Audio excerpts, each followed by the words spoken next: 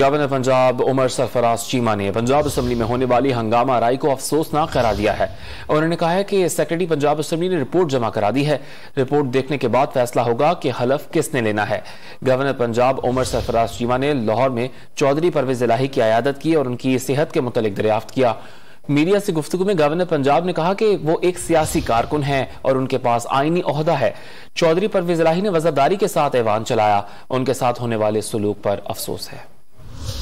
Punjab assembly سے اس کے اوپر رپورٹ مانگی ہے اور ابھی میں واپس جا رہا ہوں آفس کو. مجھے ابھی اطلاع ملی ہے کہ رپورٹ میرے آفس جو ہے ریسیو کر لی گئی ہے. میں وہ رپورٹ کا ہم اس کو ریویو کریں گے.